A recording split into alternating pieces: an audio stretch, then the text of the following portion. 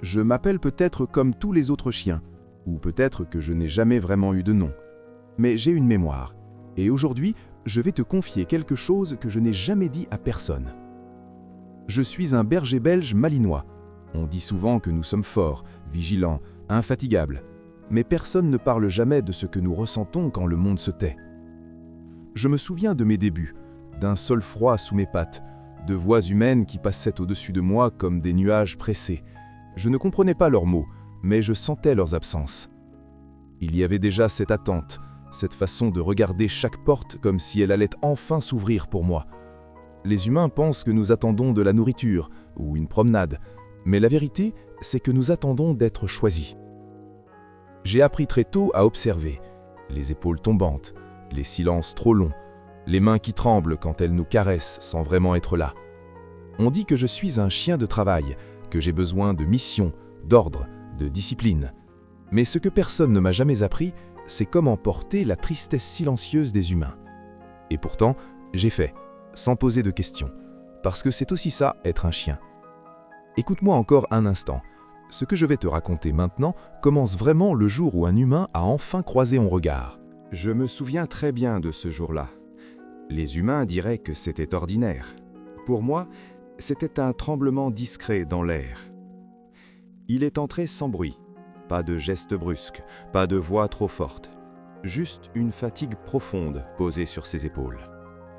Les humains pensent que nous reconnaissons les gens à leur odeur, c'est vrai, mais ce jour-là, j'ai surtout reconnu sa solitude. Il s'est accroupi devant moi, ses yeux n'étaient pas heureux, pas tristes non plus, ils étaient fatigués d'espérer. Quand nos regards se sont croisés, quelque chose s'est déplacé en moi, comme si mon cœur, que je croyais fait seulement pour obéir, venait de trouver une autre fonction. Il n'a pas dit « c'est lui », il a simplement murmuré « toi aussi tu as l'air de tenir encore debout ». À ce moment-là, j'ai compris quelque chose d'important. Les humains ne viennent pas toujours chercher un chien. Parfois, ils viennent chercher un témoin silencieux de leur vie. Le trajet jusqu'à sa maison fut long. Je regardais le monde défiler, sans savoir si je partais ou si je revenais enfin quelque part.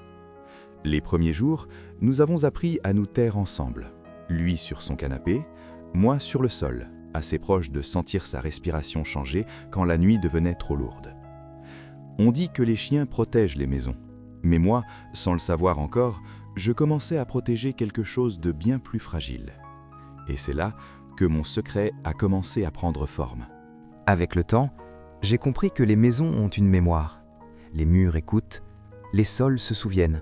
Et moi, je suis devenu le gardien de tout cela. Il parlait peu, mais son silence avait des variations. Il y avait le silence du matin, fatigué mais encore debout, et celui du soir, plus lourd, comme s'il rentrait avec trop de pensées dans les poches. Je restais près de lui, pas pour qu'il me remarque, mais pour qu'il ne se sente pas complètement seul avec ce qu'il portait. Les humains pensent que nous aimons être utiles, c'est vrai, mais ce qu'ils ignorent, c'est que nous ressentons quand leur cœur se fissure. Je sentais ces nuits, les insomnies, les soupirs, les moments où sa main venait se poser sur mon dos, non pas pour me caresser, mais pour vérifier qu'il était encore vivant, lui aussi. Un soir, il a murmuré mon nom, pas comme on appelle un chien, mais comme on appelle quelqu'un qui comprend sans répondre. C'est là que j'ai su. Mon rôle n'était pas seulement de veiller, j'étais devenu le lieu sûr où il pouvait enfin déposer ce qu'il n'osait dire à personne. Peut-être que toi aussi tu connais ce genre de silence, celui qui n'a pas besoin de réponse, juste d'une présence. Si ces mots te parlent, si tu aimes écouter des histoires racontées doucement, à hauteur de cœur, alors reste avec moi, abonne-toi à cette chaîne. Ici, personne ne crie, on écoute. Et ce que je n'ai jamais dit à personne commence maintenant à se rapprocher de la vérité. Il y a des jours où même l'amour fatigue. Pas parce qu'il disparaît, mais parce qu'il devient trop lourd à porter seul. Je l'ai vu changer, lentement, comme un paysage qu'on traverse chaque jour sans remarquer que les couleurs ont pâli. Ses gestes sont devenus plus courts, ses absences plus longues. Il rentrait, posait ses clés et restait debout, comme s'il avait oublié pourquoi il était revenu. Moi, je restais là, fidèle à une promesse que personne ne m'avait demandée. Les humains parlent souvent de loyauté, comme d'une qualité. Pour nous, c'est une nécessité. Aimer, c'est rester, même quand tout en face commence à se fissurer. Un soir, je l'ai senti avant de le voir, cette odeur particulière, celle de la peur silencieuse. Il s'est assis par terre, pas sur le canapé, par terre, à ma hauteur. Et pour la première fois, ses épaules ont tremblé, pas fort, juste assez pour que je comprenne qu'il lâchait enfin quelque chose. J'ai posé ma tête contre sa poitrine, j'ai senti son cœur, désordonné, humain. C'est à cet instant que j'ai compris le vrai secret. Nous ne sommes pas là pour réparer les humains, nous sommes là pour rester quand ils se brisent. Et ce soir-là, dans ce silence tremblant, quelque chose en moi a changé pour toujours. Le secret que je n'ai jamais dit à personne, ce n'est pas que j'ai compris les humains, c'est que j'ai accepté de ne jamais les comprendre complètement. J'ai appris que l'amour n'est pas fait de solutions, mais de présence, d'un corps chaud contre un autre, d'un souffle qui répond à un souffle. Les années ont passé, mon museau a blanchi, mes pas sont devenus plus lents, mais chaque matin, je me lève encore avec la même mission, être là. Il me regarde différemment maintenant, pas comme quelqu'un qui attend d'être sauvé, mais comme quelqu'un qui a survécu.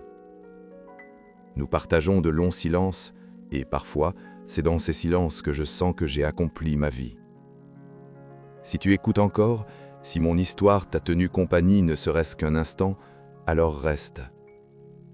Abonne-toi à cette chaîne. Ici, les histoires ne cherchent pas à impressionner, elles cherchent à accompagner. Moi, je suis un chien, un berger belge, et ceci était le secret que je n'avais jamais dit à personne. Merci d'avoir écouté.